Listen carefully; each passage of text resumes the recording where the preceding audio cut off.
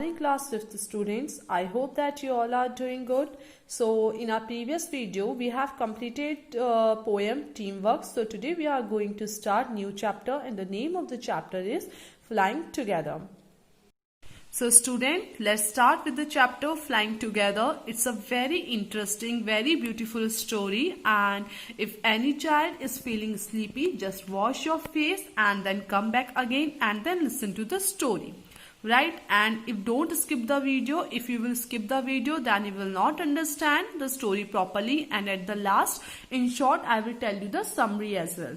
Right? And there is moral also in this story. There are actually two morals in the story. Okay, one moral I will tell you and one moral you have to find by yourself. What can be the other moral of the story? So let's get started. What are some of the things your parents and teacher tell you to do on time? So ऐसी कौन सी चीजें हैं जो आपके parents और या फिर आपके टीचर्स आपसे टाइम पे करने के लिए बोलते हैं? Like get up in the morning, do the work, pack your school bag. Parents आपसे बोलते हैं ना to get up early in the morning, do your homework on time और pack your bag in the night only. So what happened when you did not do as they asked you to do? और जब आप उनकी बात नहीं सुनते हैं तो क्या होता है? इफ आपके पेरेंट्स ने आपको बोला that do your homework and if you are not doing your homework, you are making excuses that time, then what happen the next day? अगले दिन क्या होता है? टीचर्स आपको स्कोल्ड करती हैं, डांटती हैं, सब बच्चों के सामने होता है ना. सो ऐसे ही हम स्टोरी में पढ़ेंगे. ऐसे ही कुछ गीस थे जो अपने मास्टर्स की बात, जिसने अपने मास्टर की बात को नहीं मानी, जिसकी वजह से आगे स्टोरी में क्या हुआ ये हम पढ़ते हैं. Okay, so let's start with the story explanation. I will read the story as well as explain at the same time. You have to read it also at your home. Okay. Deep in a forest stood a very tall tree. Its leafy branches spread out like strong arms. एक घने से जंगल में एक बहुत लंबा सा पेड़ था. ठीक है, एक घने से जंगल में एक बहुत बड़ा पेड़ था और उस पेड़ में बहुत सारी ब्रांचेस थी और ये जो ब्रांचेस थी बहुत ज्यादा स्ट्रॉन्ग थी और इस ब्रांचेस में बहुत पत्ते थे. मीन से जो पेड़ था बहुत घना था, बहुत ज्यादा पत्ते इस पेड़ में रहा करते थे. This tree was the home of a flock of wild geese. Flock is the term, जैसे हम बोलते हैं ना bunch of keys, चाबी का गुच्छा, bunch of grapes का गुच्छा, वैसे ही जो birds का झुंड होता है उसके लिए हम क्या बोलते हैं? flock. झुंड के लिए हम क्या वर्ड यूज करते हैं?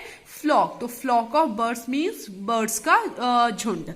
तो this tree was the home of a flock of wild geese. तो ये जो ट्री था, ये इस ट्री में बहुत सारे वाइल्ड गीस रहते थे. गीस क्या होते हैं? गीस को हम हिंदी में बोलते हैं हंस. जैसा डक होता है ना दिखने में, उसी टाइप के ये भी होते हैं और इसको हम हिंदी में क्या बोलते हैं?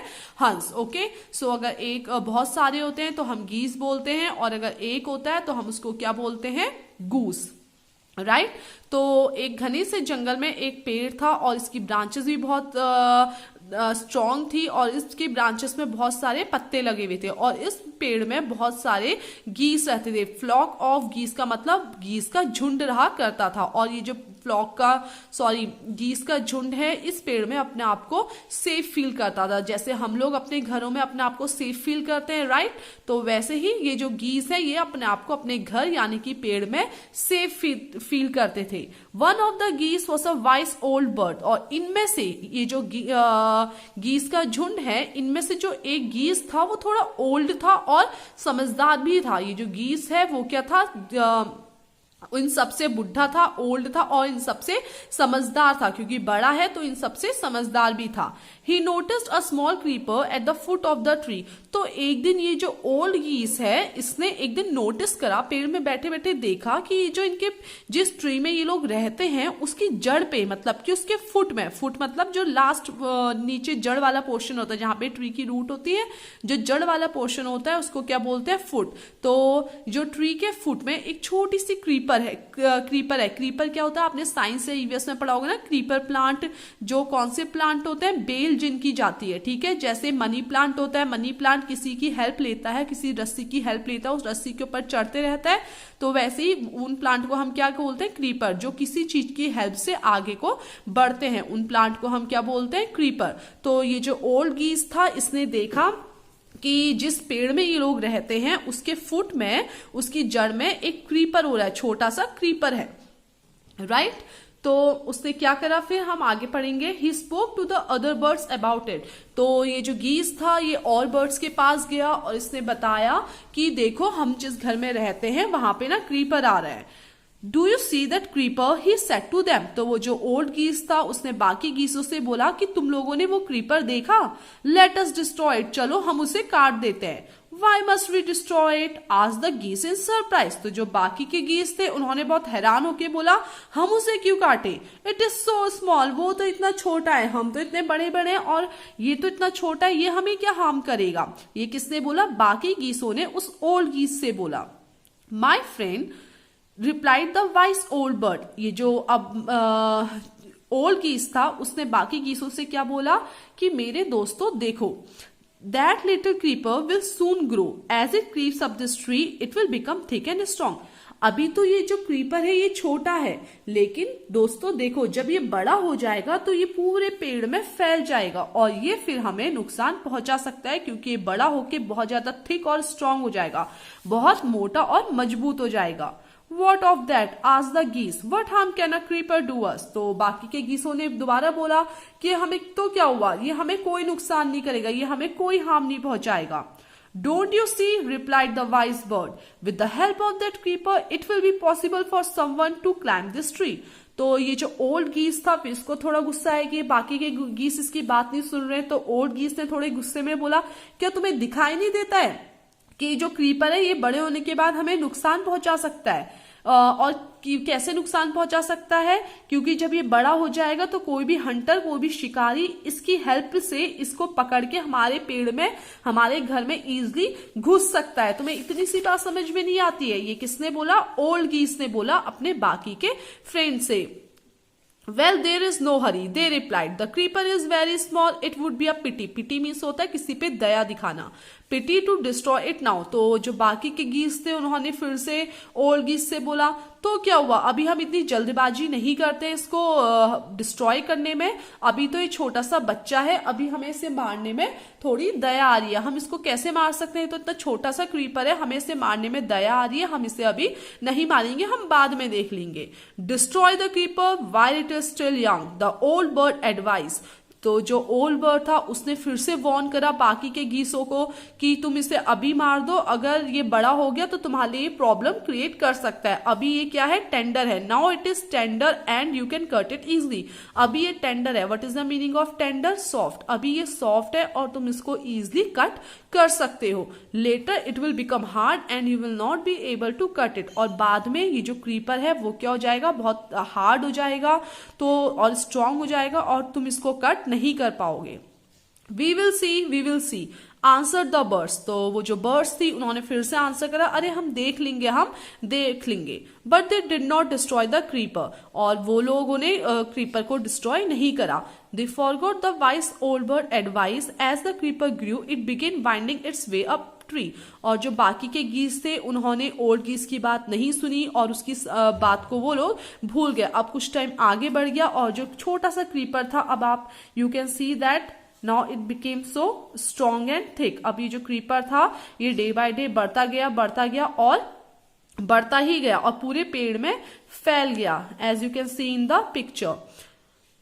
It began winding. वाइंडिंग मतलब क्या होता है? ऐसे राउंड राउंड करके किसी चीज में फैल जाना। Stronger and stronger it became until it was as strong as a thick rope. और वो तब तक इतना बढ़ता गया जब तक कि ये जो क्रीपर है ये एक रोप के बराबर, रोप क्या होता है? रस्सी होती है ना इतनी मोटी, तो रस्सी के बराबर ये थिक और स्ट्रॉन्ग नहीं हो गया। तब तक ये जो क्रीपर है पेड़ में बढ़ता गया और बढ़ता ही गया और बहुत जल्द ये रस्सी के बराबर हो गया। जैसे रस्सी हार्ड होती है और बहुत मोटी होती है उस टाइप से। One morning when the geese had gone out in search of food, a hunter came to the forest. अब एक दिन ये जो geese थे ये सब के सब फूड की सर्च में अपने जंगल से बाहर गए और जब ये लोग जंगल से बाहर गए उसी बीच में एक हंटर इनके जंगल में आ गया। So this is where the wild geese live, he said to himself. तो ये जो हंटर है इसने अपने आप से बोला, खुद से बातें करते हुए बोला कि ये वो पेड़ है, ये वो जगह है जहां पे वो सारे गीस रहते हैं। So this is where the wild geese live, he said to himself. When they come back in the evening, I shall catch them. और आज जब वो इवनिंग में वापस लौटेंगे मैं सब सारे गीसों को पकड़ लूंगा. The hunter climbed up the tree with the help of the creeper. He got to the top of the tree, spread his net there, then he climbed down and went away. तो उसके बाद क्या हुआ, जो hunter था same जैसा old गीस ने बोला था वैसी हुआ. जो हंटर था ये क्रीपर की हेल्प से पेड़ के ऊपर चढ़ गया और उसने अपना जो नेट था पेड़ के ऊपर रख दिया और उसके बाद उसी क्रीपर की हेल्प से नीचे आ गया. In the evening, the geese returned home.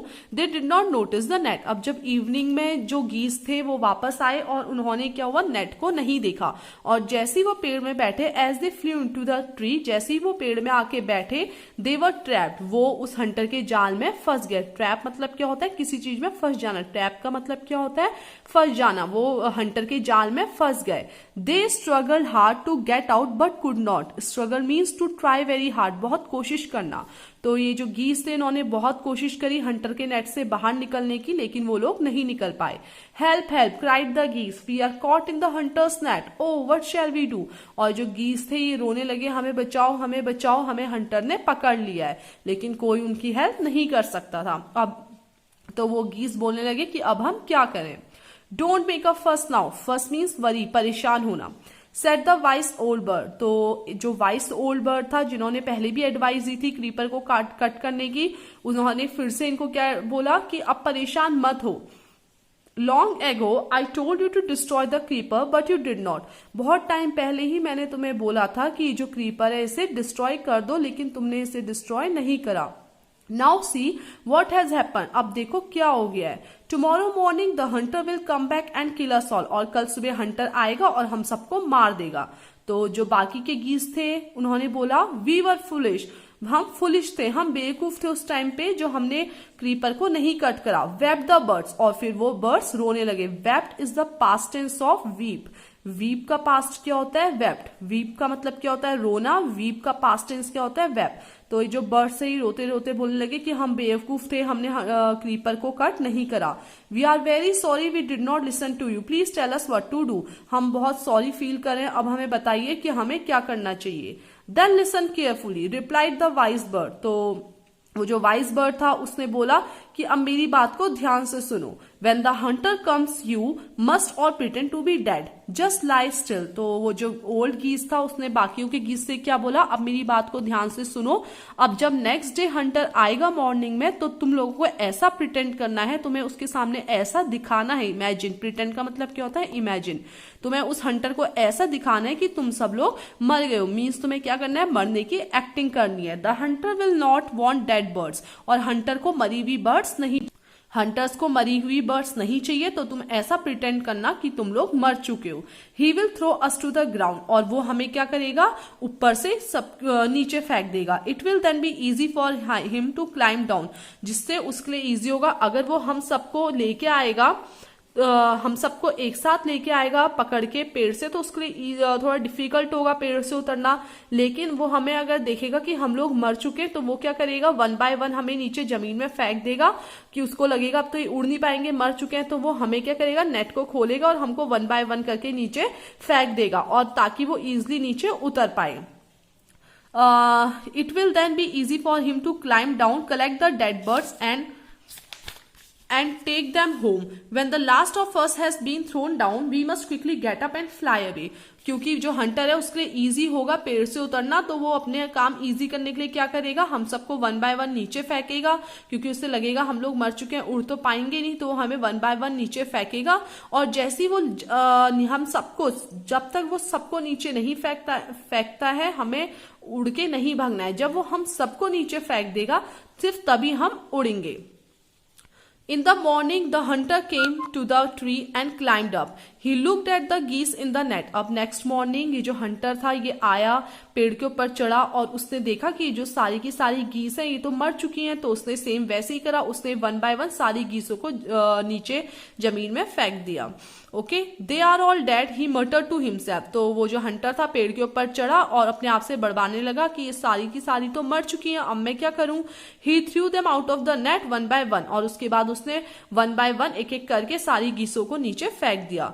The birds ले still until the last one had been thrown down. और वो जो बर्ड्स थी वो मरने की एक्टिंग करती रही, वो तब तक एक्टिंग करती रही जब तक उनकी लास्ट बर्ड को भी हंटर ने नीचे नहीं फेंक दिया। और जैसे ही हंटर ने लास्ट बर्ड को नीचे फेंका, क्या हुआ? द बर्ड्स ले still until the last one had been thrown down, then all at once they got up, flapped. flapped का मतलब होता है अपनी विंग्स को फड़ाना। Okay, move wings up and down. तो ये जो हंटर था वो अपनी विंग्स को जो बर्ड्स थी वो अपनी विंग्स को फड़फड़ाने लगी और भाग गई। The Hunter was taken by surprise, और वो जो हंटर था वो हैरान होकर देखते रहा ये क्या हुआ। From the top of the tree he watched all the geese fly away. जो हंटर था पेड़ के ऊपर से देखते ही रहा कि ये क्या हुआ, ये तो अभी मरी थी और ये उड़ के चली गई। So this story is taken from your book Panchatantra by Shiv Kumar. Okay, so the moral of this story is always obey elders, always obey your elders, do the work when you are ought to do. हमें हमेशा अपने elders की बात सुननी चाहिए। जब आपको जो काम करना है उसको उसी टाइम कर दो। अगर इन बर्ड्स ने पहले ही क्रीपर को कट कर दिया होता तो ये हंटर्स ऊपर तक नहीं पहुंचा होता ट्री के और इनको ट्रैप नहीं करा होता। इसलिए we should always obey our elders, do the work when you are ought to do. जब आपको कोई काम दिया हुआ है आप उसी टाइम पे वो वर्क को कर लें। ओके, सो एक बार मैं आपको शॉर्ट में ये स्टोरी एक्सप्लेन कर देती हूँ। So in this story there are some geese, ठीक है, एक कुछ गीस होती हैं, उनमें से एक ओल्ड गीस होता है। और जो ओल्ड गीस होता है जिस पेड़ में वो लोग रहते थे वो देखता है कि उस ट्री के नीचे फुट में एक क्रीपर आ रहा है। वो अपने बाकी पार्टनर्स को वार्न करता है, लेकिन बाकी के पार्टनर्स उसकी बात को नहीं सुनते हैं। वो सोचते हैं कि तो छोटा सा क्रीपर है, ये हमें क्या हार्म करेगा। लेकिन वो जो क्रीपर होता है वो क्या होता है, कुछ टाइम बाद बढ़ जाता है और पूरे ट्री में फैल जाता है, जिससे एक बार हंटर आता है, पेड़ के ऊपर चढ़ जाता है और ये जो बर्ड्स है इनके लिए एक नेट क्रिएट कर देता है। और जो बर्ड्स को पता नहीं होता है कि वहां पे नेट है तो वो वहां पे आके फंस जाती हैं। तो उसके बाद वो लोग ओल्ड गीस से हेल्प मांगते हैं, तो ओल्ड गीस उन्हें हेल्प करता है और बोलता है कि आपको मरने की एक्टिंग करनी है। तो वो बर्ड्स वैसे ही करते हैं, मरने की एक्टिंग करते हैं और वो तब तक मरने की एक्टिंग करते रहते हैं जब तक कि उनका लास्ट वाला पार्टनर को भी हंटर छोड़ नहीं देता। और जैसे ही हंटर सबके सारी बर्ड्स को नीचे फेंकता है वो सारी बर्ड्स एक साथ उड़ जाती हैं। Okay, so as I have told you the story, explain the story, okay, watch the video carefully and after the story you have to read this story. Okay, now I have explain you, read the story again, underline all the hard words and if you have any doubt you can ask me at 12 o'clock. Okay, and do this one exercise, this is true false. Okay, true false and this one exercise. Read these two exercise and later I will in my next video I will explain you later on other exercises.